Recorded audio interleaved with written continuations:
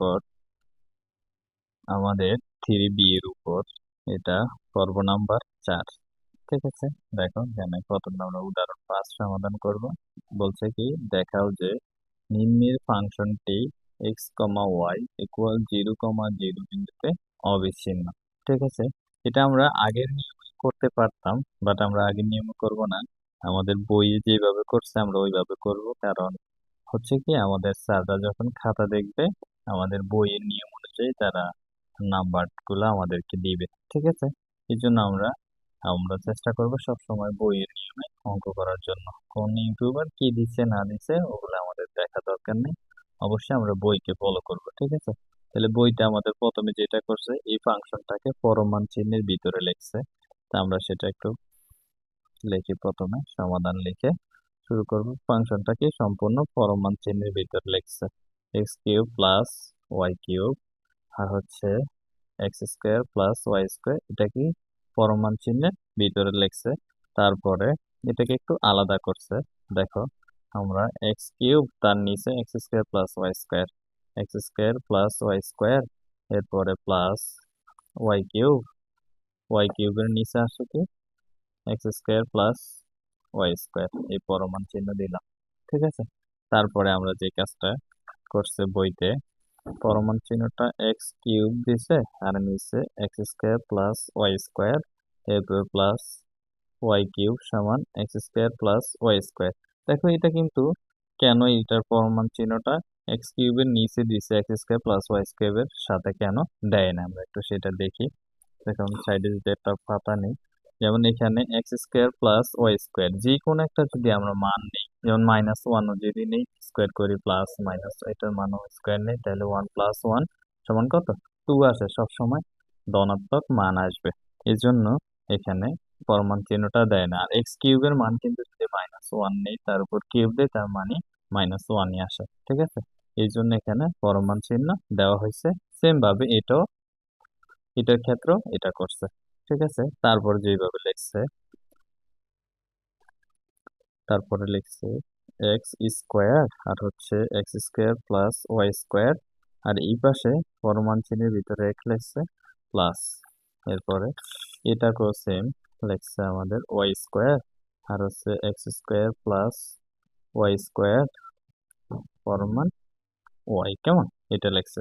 দেখো এটা কি করছে, এক্স স্কোয়ার কে আলাদা করছে, এক্স কিউব থেকে এক্স স্কোয়ার কে আলাদা করছে, আর এক্স কি আলাদা লিখছে। ঠিক আছে, কেন, দেখো এক্স স্কোয়ার করলে সেটার মান আমাদের ধনাত্মক আসবে, ওয়াই স্কোয়ার করলেও সেটার মান কি সবসময় ধনাত্মক আসবে, এই জন্য এটাকে আলাদা লিখছে। তারপরে যে কাজটা সেটা হচ্ছে, দেখো এটা একটা ভগ্নাংশের মতো হয়, এটা রাফে দেখাই। এটা একটা ভগ্নাংশ যদি আমরা বিবেচনা করি, এক্স স্কোয়ার আর হচ্ছে x square plus y square. এখন এটার মান যদি 1 নেই তাহলে এটা আসে 1, আর এটার মান যদি 1 + 1 মানে 1 থেকে একটু কি বড় আসে, মানে এটা হচ্ছে ধরো 2, এখানে 1 1 ধরে নিচ্ছি বোঝার সুবিধার্থে এরকম আসছে, তাইলে এটা কি এটা প্রকৃত ভগ্নাংশ। তার মানে এটা হচ্ছে কি লব, এটা হর, হর বড়, হরটা বড়, আর এটা হচ্ছে কি লব ছোট। হর বড় লব ছোট, হর বড় এবং লব ছোট হইলে যে কোনো ভগ্নাংশের মানটা 0 থেকে কম আসবে। যেমন আমরা যদি 1/2 সমান তো 0.2 আসবে, 1/2 সমান কত 0.5, তার মানে এটা 1 থেকে ছোট। এইভাবে আমরা যত ভগ্নাংশ নেই, যদি আমাদের হরটা ছোট, যেমন হর যদি 15 নেই, লব যদি 15 নেই, হর যদি 20 নেই, তাও কি আমাদের সব সময় 0 থেকে ছোট মানটা আসে।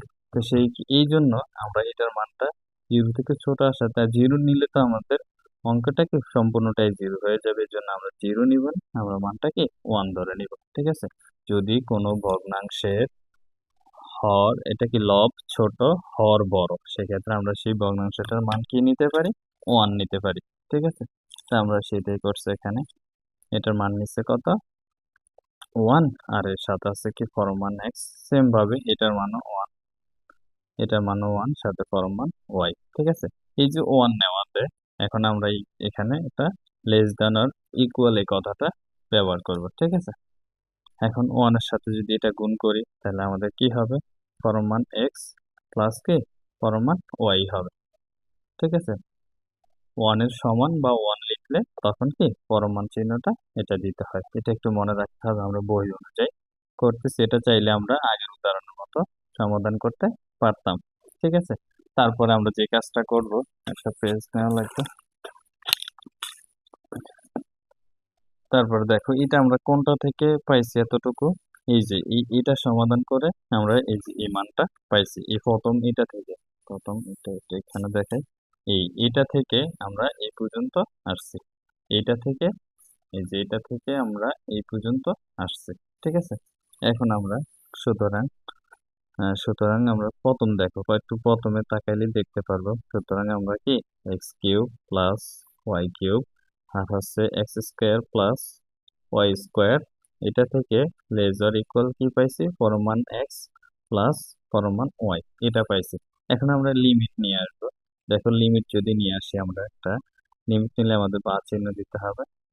Limit x tends to zero y tends to zero, তাহলে পরমান x cube plus y cube আর হচ্ছে x square plus y square lesser equal. দেখো এটার মান যদি আমরা লিমিট এখানে জিরো বসাই, এখানে জিরো বসাই, তাহলে কি জিরো যোগ জিরো জিরোতে চলে আসবে।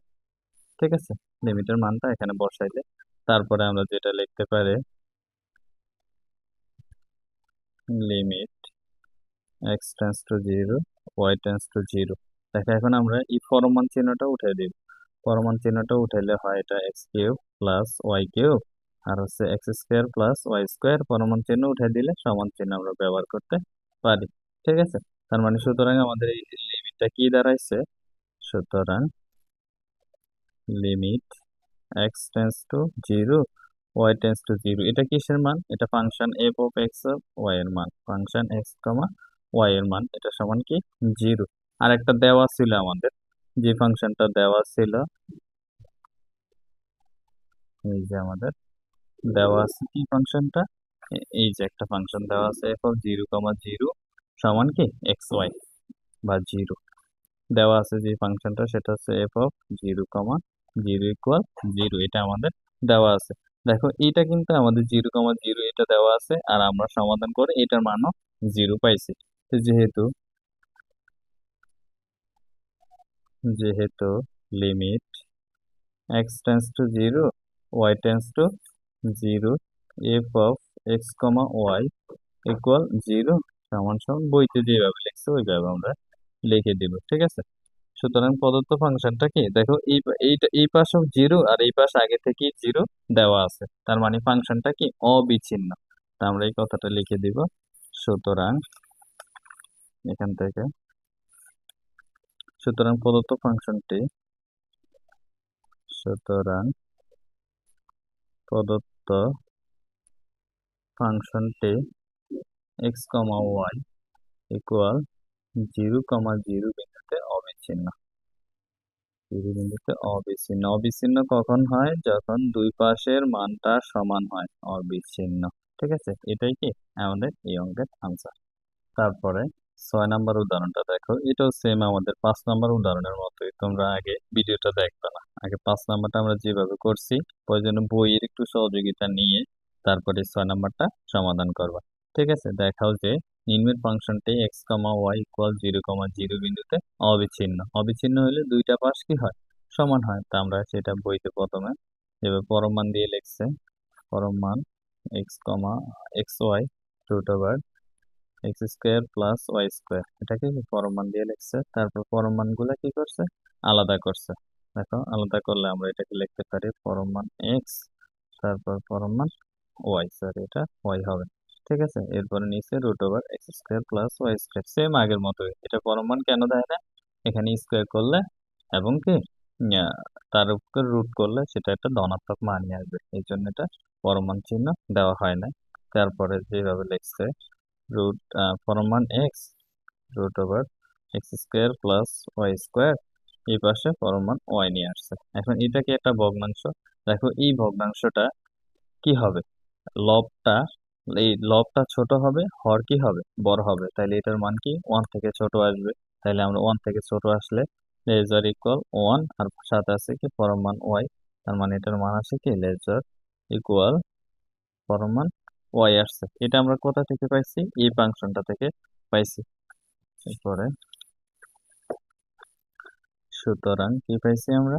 পরম মান x y root over x square plus y square less or equal পরম মান ওয়াই। এই মানটাকে আমরা এই ফাংশনটা থেকে পাইছি। কোন ফাংশনটা থেকে পাইছি? এই যে এই ফাংশনটা থেকে। একটু দেখাই এখানে, এই যে এইটার মানটা আমরা সমাধান করে শুধু পরম মান ওয়াই পাইছি। ঠিক আছে, এখন আমরা কি করব? একটা লিমিট নিয়ে আসবো।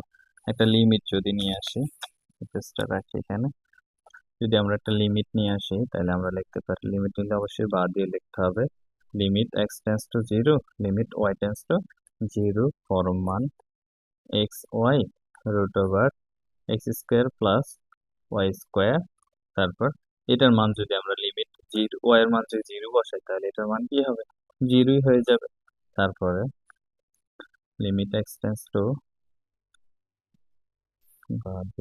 Limit x tends to zero limit y tends to zero, এটা কিসের মান? এফ অফ এক্স ওয়াই, মানে এটা আমাদের function f of x y এর মান। আর এটা এখন তো আমরা পরম মানও উঠে দিচ্ছি, ফাংশনের মানও লিখে ফেলছি, এখন এটার পরিবর্তে আমরা সমান চিহ্ন লিখতে পারি, যেহেতু এখানে অসমতা চলে এসেছে। ঠিক আছে, আবার আমাদের আরেকটা মান যেটা দেওয়া ছিল আমরা সেটা আবার বা দেওয়া আছে দিয়ে লিখতে পারো, যেটা লিখে সেটাই হবে F of zero comma zero equal কি জিরো।